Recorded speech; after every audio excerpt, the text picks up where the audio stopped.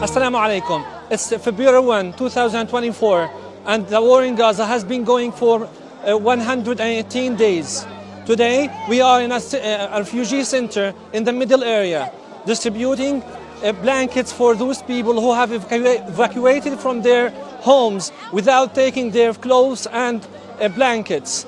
Alkhidmat Foundation Pakistan is here again in this intervention during this tough winter.